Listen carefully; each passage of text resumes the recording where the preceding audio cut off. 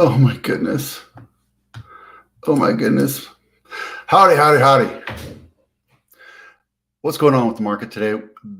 I want to know. Everybody wants to know. Everybody's kind of confused. What in the hell is going on with the market? The Fed's going to raise the rates. We don't know. We don't know. Is interest going up? Are interest rates going up for mortgages? They surely are. This and a whole lot more that we're going to go into. Again, this isn't for me to tell you what's going on and to give you, direction as to whether or not you should buy or sell or move or what have you. This is just so you can get information so you can make those decisions. And if you need to ask me questions, more questions, or spark an interest, or say, hey, Vito, you're full of crap, that's what this whole thing is for. And if you do have comments, I'm opening up my chat, pop them down in the comments down below and I can answer them, or I'll try to answer them. All right, so let's talk about what's going on in the market news-wise. Remember a while back I was talking about the house of cards and all these different tipping points of things that might happen to the economy. A lot of them are not coming true because I'm off by a couple degrees, but things are starting to happen, right? Unemployment. I talked to you about unemployment. Goldman Sachs is starting to do layoffs now, right? There's a whole bunch of, Twilio, Robinhood. What's the other one? Oh, and Peloton. Everybody's getting into shape over the COVID. That made a whole lot of sense. Hey, why not? I'm going to spend $50 a month on it, and I'm getting some good, value out of this subscription because I'm doing it every day because I have nothing better to do because I'm locked down. Peloton was a great answer, but nowadays everybody's going outside and getting some vitamin D and some sunshine and some fresh air, and they're exercising outside, or they're going back to the gym, which is something I am so grateful for, being able to go to the gym again and exercise and be social. And I was just telling my buddy that I work out with, how grateful I am that he's there, because I lean on him to show up and he leans on me to show up. And it's like this social thing. And that's something that we didn't have for 2 years. So I'm so grateful that we're opened up again. But going back to this whole thing, Goldman Sachs starting to do layoffs. We're starting to see layoffs everywhere. And yes, our Compass company had some layoffs, but it was for staff when we were tightening up, and we have to tighten our belts because, things happen. Same thing with other real estate companies, Remax and Taro, whatever, they're all doing the same thing. So layoffs is one part of the house of cards that I told you months ago that possibly could affect an economic breakdown. Yesterday, Tuesday, the 13th, my office manager, Dave Walsh, who was also the car president last year, an amazing guy. He's my Pollyanna. He's always coming in telling us how to not sell, but mostly coach people on whether or not it's time to buy or sell or what have you. We don't sell. If you're coming to me and you're asking me questions, I'm going to ask you. We're really more like Sherpas. We're guide dogs. We're kind of showing you what your options are. And we want to make sure that you have every possible item or factual item so you can make those best decisions, whether or not it's time to buy or sell. So yesterday, he's painting everything as like this glorious, everything's great. The roads are paved with gold. I'm like, but you're just looking at the myopic numbers, right? So he's looking at Los Gatos and Saratoga and Cupertino and Palo Alto and all these places over on the west side of the valley. And it's like, oh, everything's great. Everything's just dandy. And Almaden Valley has more sales than on the average over the last 6 months. That's great, but we're also seeing transactions drop. We're seeing closings drop. We're seeing pendings drop, the number of pendings. Are the values going down? Well, we'll get to that in a little bit. But what I'm seeing is the majority of people, because everybody that's buying I'm pointing to the west, on the west side of the valley has money. They don't mind. They don't have a problem spending $3, $4, $5 million on a house, right? The normal, regular person here in San Jose struggles to pay buy $1 million house and pay for it. As a matter of fact, 16% of all residents within Santa Clara County can afford to buy a house. 1-6, not 60, 1-6, 16%. I don't know if I could afford to buy a house today. I'm just grateful that I did 20 years ago. Well, my first house was 27, 28 years ago. All right, so transaction stagnation. We just talked about that. Inflation is still going up.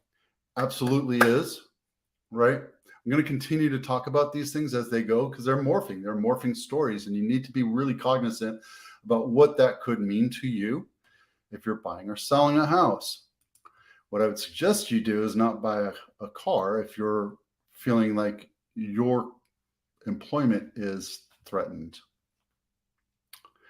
right?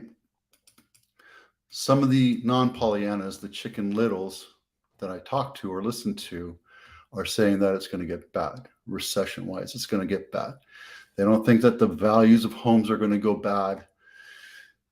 get that bad. They are going to get bad in certain areas, right? And it always happens. Even in good times, in the last couple of years, there's some places in the United States where they saw negative growth. Just kind of happens.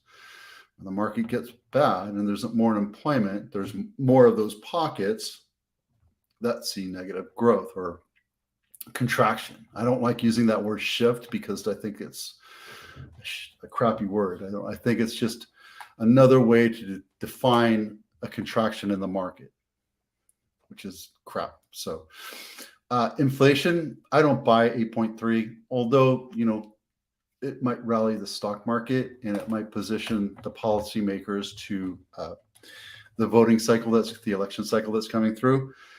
I don't buy it because I still see chicken for $15. I paid $15 for a brick of butter at Costco yesterday, where it used to cost $7 or $8.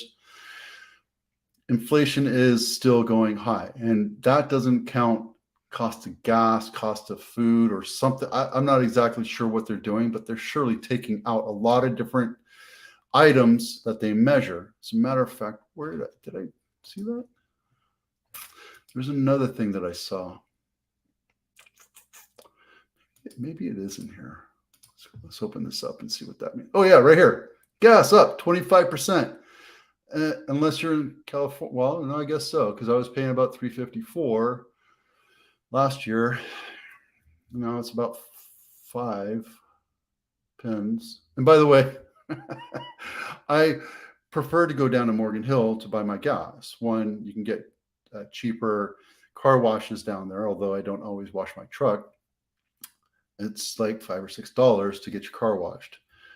Or you can go to a full service and pay $25 versus $40 up here at the one on Almaden, and they do a crappy job. So I go to Morgan Hill. Just a little side note there. Everything's more expensive. So yeah, inflation, I don't care what they're saying. I don't believe the 8.3. Rates. Today's rates, 6.184. I mean, same time last year, we were seeing 2.5, 2.25. People were bragging 2.25, right?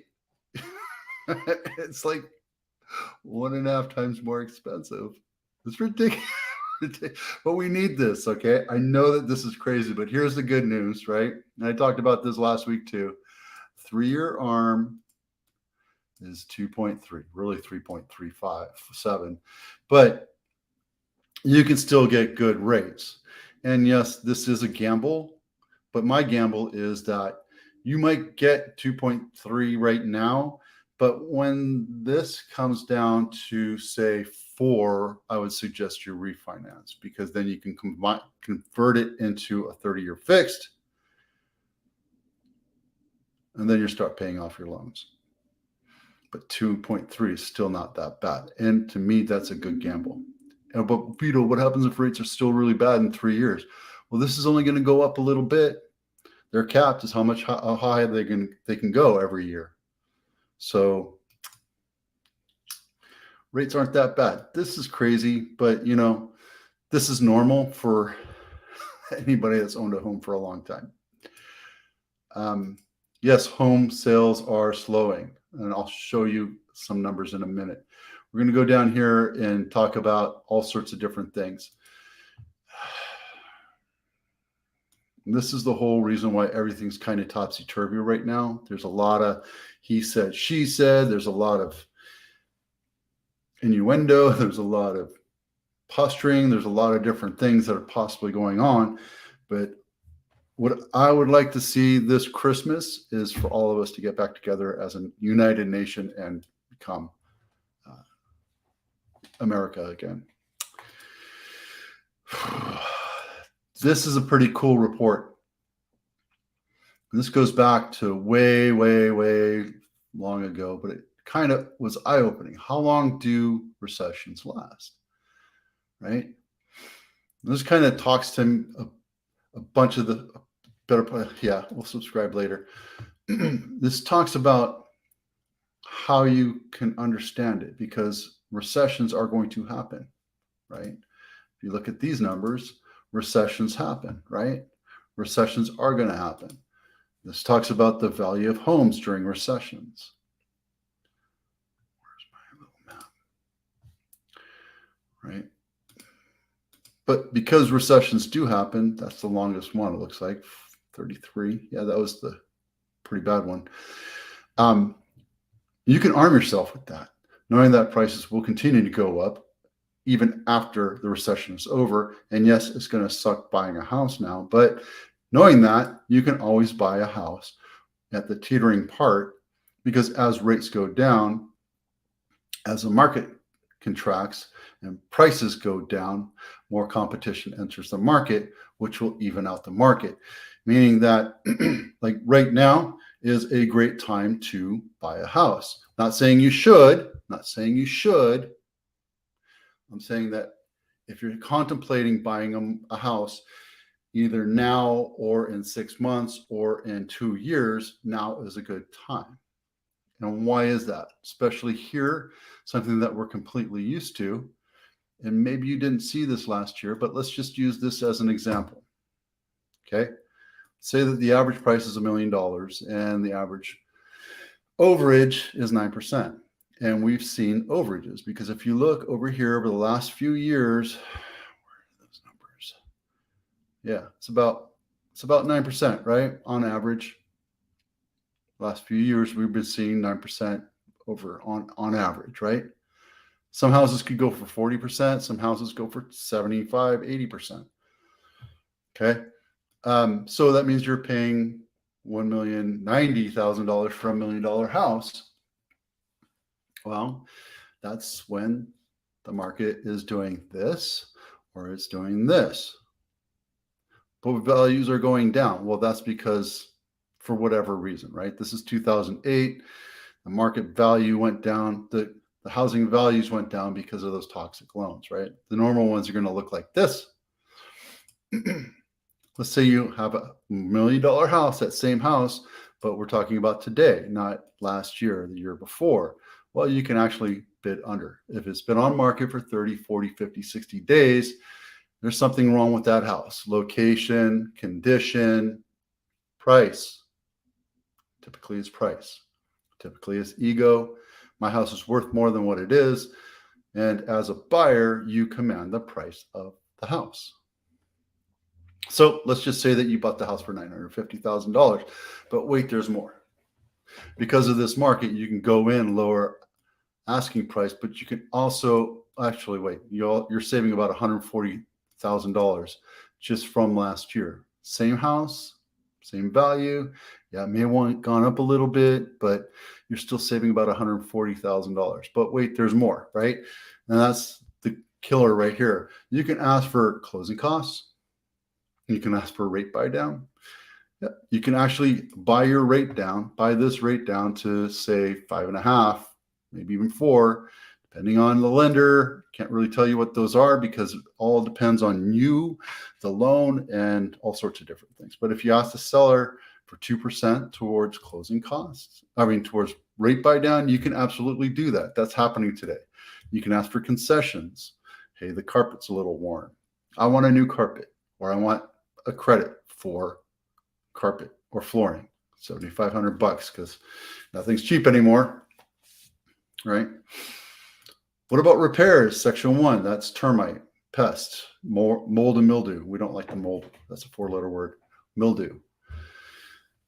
So you can ask for all of these concessions on top of lowering the price, and you're saving all sorts of money. So on top of everything else, you're saving about $220,000 right now. Yes, you're buying a house for $1 million, really $950,000, but you're saving money. You're not having to pay all this stuff out of pocket either, or put it into the loan. So you're really actually saving money now. What happens when the market starts to crash?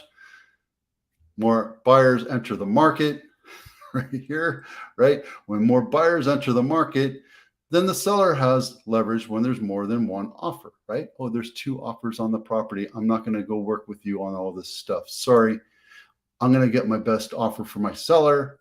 I'm not just going to panic and sell the house, what have you. So right now, buyers are coming in and asking for all of these concessions, and it's happening. It is happening, right? When you have 2 or more buyers on a property, then you don't have to worry about all that stuff. But when the market goes down, even in an old place like this, when the market goes down just a little tiny bit, and there's only one buyer making an offer, they have the leverage, right? Is it a buyer's market? Not yet. But buyers have leverage. And will every seller do that? Hell no, right? You might be able to get half of that down, but I'm still willing to work with you and get that price, right? All right.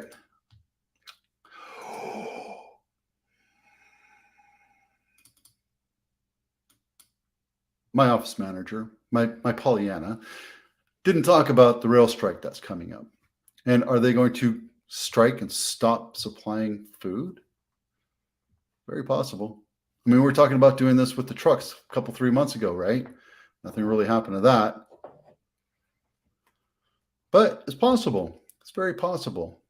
We'll find out in the next couple of days. And if it does happen, it's going to hurt. But if it doesn't happen and the railroad owners concede to the union and give more money to the workers, which I'm completely cool with,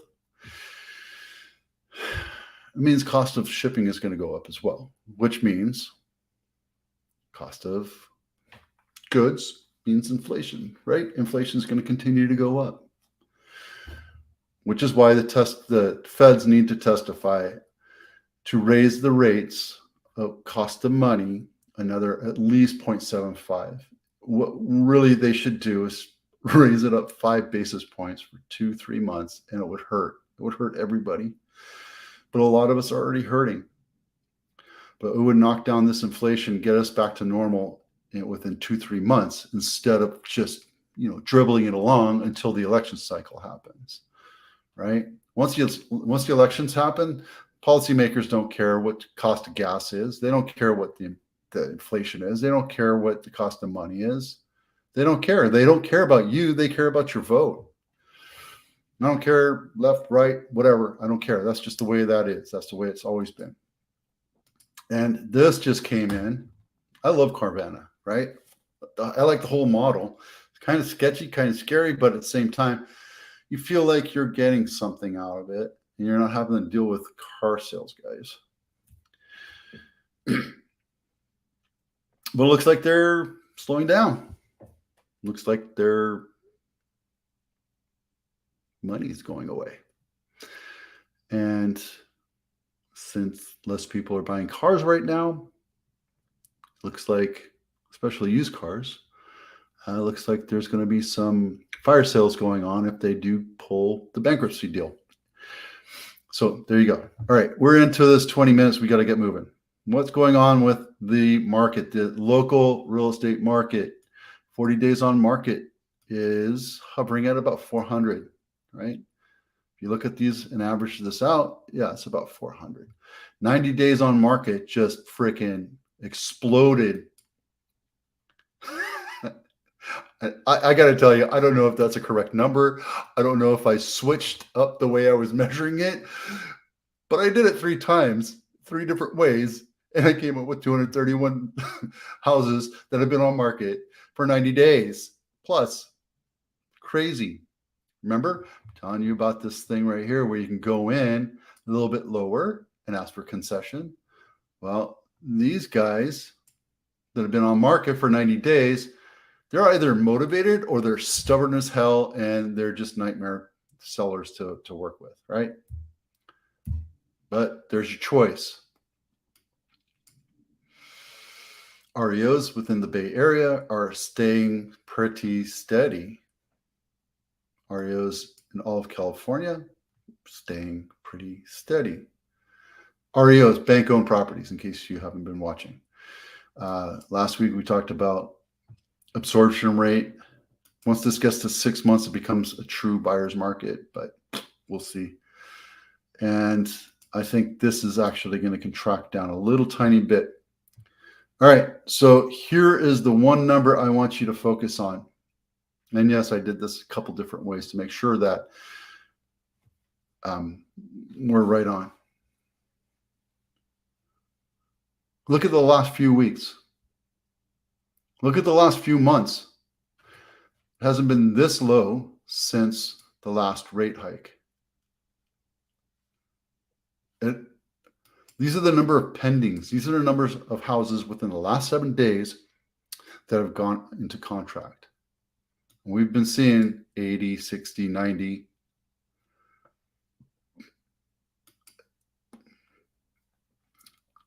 I think buyers are on the fence waiting for the next rate hike to happen. Because when you look at the rate, the interest rate's going that freaking sky high over the last few weeks, that's been like, holy crap, maybe I should wait. Maybe I should not, jump on a house right yet. Maybe the market will crash. And they don't have somebody telling them that when the market crashes, more investors and buyers will enter the market. Guys, there's a lot of houses out there that have motivated sellers. I'm not saying every one of them are out there ready to go, but I'm telling you that there's some good value purchases that are coming. Maybe they're afraid. Maybe they're afraid that we're going to see rates go or values go down 40%. I don't see that happening, especially in the Silicon Valley, where there's so much money here that, it just won't. There's too much money, and whatever happens here, houses on the west side, the West Side Story, will not plummet, right? As a matter of fact, a little story, back in 2008, 2009, I was doing these little things called BPOs, or mini appraisals, or broker price opinions. And I was offering everybody I knew to do these so that if their value went down, they can go back to the tax assessor and say, hey, my values went down. Well, in Palo Alto, a friend of mine had a house. He bought it just 6 months prior. And wouldn't you know, values in Palo Alto actually went up during the last massive downturn. So those people aren't going to get hurt. People in these areas, yeah, they're going to see a little bit of a drop, but that's normal. It's absolutely, absolutely normal. Closes in the last week. Remember, this is 30 days ago. So when the rates went up last time, there's a gush of properties being sold because the rates went down. See here. Where are we? 4.96. Right? They probably locked in 5%, 4.96. Right? This is the 30-year right here. So 4 months ago or 4 weeks ago, the rates went down. 5 weeks ago, rates went down. So that's why we have this many closings. And if you look,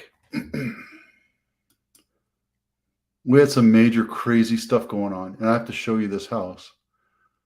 Did I do it right? No. Let me see if I can put this one up for you. Oh.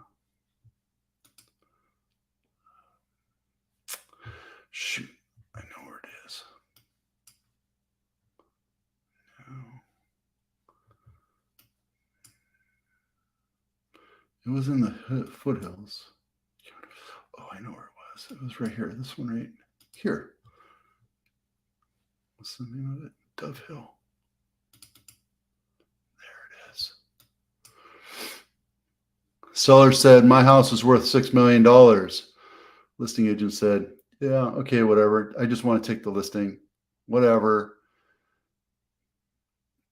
Now, granted, this house, not a whole lot to it, but there's a lot of acreage, some amazing views. Let me show you this. There you go. There's a nice view right there, right? It's an okay house, but my house is worth $6 million. Okay, Mr. Seller, whatever, I'm going to take it. And here's the thing. I never subscribe to that, right? I never will buy your listing. I'll never tell you I'm going to do whatever, lie to you, say whatever. But the original list price of this thing was $6 million. No, there it is, $6.5 million. And this agent, I don't know exactly what happened, and I can't really testify to that, but it was on market for 449 days.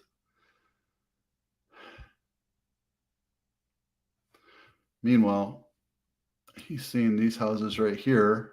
It's a bunch of houses like right here, that were built and sold. So anyway, 449 days.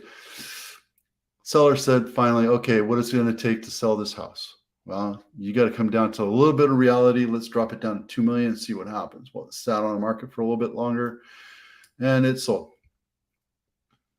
So when you go from 6 to that, then you get this number right here, which makes it all skew out. So the other ones are like 75, 80, 30, 40% of the houses are actually selling over list price today, to this day, still. But again, those are the West Side homes that are completely turnkey. They're completely beautiful. Or they're listed so low that you get a rush of people in and some smart agents do a CMA or a BPO and say, hey, look, this is what the house is really worth. And they bring it up to the value, right? So that's a quick sale technique. And a lot of sellers don't like to listen to that. This price sales price ratio is still over 100% in San Jose. So that's good. Averages are going up by 100%, right? Closes last week, we went to 98. Last year, we saw 150. So today's number is a little bit different than overall. But for the most part, on average, transactions have gone down about 50%, which, again, if you take all these numbers and average them out, there you go. Cancellations. These are people that are like, my house was worth $6 million. And they're like, I'm not willing to sell it for less. Those are called wannabe sellers. I want my price. I want my price. I don't need to sell my house and let the market bear what it will bring you. Those people have ego and hubris, and they're like, I'm just not going to sell my house. I would rather rent it. And guys, that's a great strategy if you're hell-bent on a certain price and you need to have that price in order to sell your house for whatever reason. Maybe you don't understand that April was April and today is September 14th.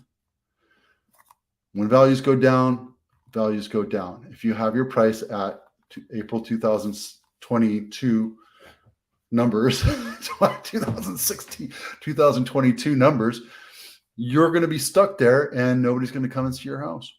Lower the price and your house will sell. You as a seller do not control the price of the house. The buyers do. The buyers in the market do. Okay. Transactions back on market came back last week. We had 15, but on the average, we're seeing 30 to 45, which is good. So I'd say that's closer to 35 on average. If I were to do that, let's see. 34. List price decrease is roughly 40% of the houses have decreased the prices, right? And here's another story I want you to see. Remember all these little red numbers? That means houses, the number of inventory actually dropped. So you can take a visual, not look at individual numbers, and see the numbers of houses in this week have actually dropped quite a bit. On this week, and I will share these numbers with you if you call me on it, because, what do I have to lose to lie? Every one of them is black. That means every number, every city that I'm tracking across the nation. I'm not saying every house, every city. I'm only doing 10 or 15 different different cities. Each one of them has increased in inventory. Each one. How much? Not by a lot. We're not seeing like a huge hockey stick. But if you look from day one to today, New York's kind of okay. But if you look at like Austin, it's doubled. If you look at Cape Coral, it's gone up 75%. If you look at Tampa, it's gone up quite a bit. You know what's not hurting right now? Jacksonville. Jacksonville's doing really healthy. Atlanta, of all places, are doing really healthy. Look, 1,600, 1,900. Those towns are they're doing really well. I don't know what prices they're selling at. I'm not tracking that. If you're an agent in one of these areas and you see this and you want to jump on and do numbers with me, I'm happy to do that. But for the most part, I'm just doing inventory. I don't think we're headed into anything desperate just yet, but it's just something that I thought was newsworthy. This is concerning to me right here. This is concerning to me for my sellers right here, because, when I tell my sellers, hey, the market's going to take a while to sell your home. I mean, when the market's stalling in anticipation to see what the Feds say, that's stalling. That's what, I don't know what's going on. Right. And I can't tell you that this is for the entire Santa Clara County. This is just first my subset that I'm looking at, right? 3 bedrooms plus San Jose only, less than $2 million. That's my number right there, right? So there you go. All right. Lots and lots of stuff to look at. Again, is this the right time to sell or buy? I'm not telling you it is, because the market might crash down to 40%. I don't think that's going to happen. Will it happen in the Midwest? If the market crashes, I don't think you're going to see 40%. But what do I know? I'm not an economist. But I'm saying that if you have to get into a house in the next 6 months, now is probably a smarter time to do it than 6 months from now, because when the market crashes, everybody's going to jump back in. Just like Little League soccer, right? Little League soccer. Imagine the field right here, right? You're in the field, and there's the 2 goals, and we have all the kids doing this, right? They're playing soccer, and then the ball goes over here. Well, and then the ball goes over here. All the kids go, there's no position playing, there's nothing. That's how the real estate market is. Everybody goes and jumps on every house they can, and they try to buy it. It's just crazy. That's what happens when you have a crazy market like that, right? When it's going down like this, you're seeing frenzies. When you see it goes up like this, you're seeing frenzies. Right here, right? Right now, we're seeing less competition. We have very little homes, or very little number of buyers that are out there actively looking. All right. So last thing I want to talk about is, last week I did a talk with the veterans, and I tried to port it through this system and it didn't work. And I apologize, but if you're a veteran and you want to hear it, let me know. I will get the link for you. I did it through San Jose State Zoom, and I think they recorded it, but we do that every semester, quarter, or whatever they're on.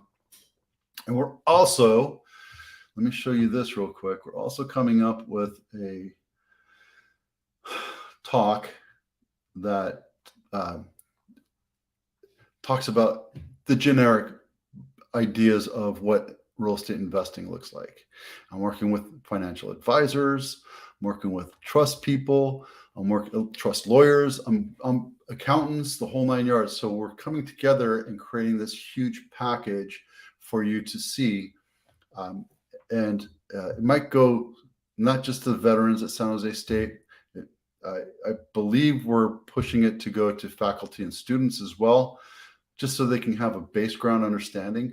If you're interested in learning about this type of stuff, this is real estate investing 101, right? I have so many other people that I listen to, and they're, they're instructors, they're well-worn, very successful real estate investors, and they have their own classes. But this next presentation that I'm doing really just talks about, the basics of real estate investing, the mindset, the different types, where you can start out, how to get started. So if you're interested in learning about that, text me, DM me, email me, however you want to do it. I'll be happy to talk to you. All right, guys, it's been 36 minutes. I'm Vito Scarnecchia with the Avatano Group, powered by Compass Realty. It's great talking to you. Love to hear your voice. If you have any comments or thoughts, let me know. We'll see you out there.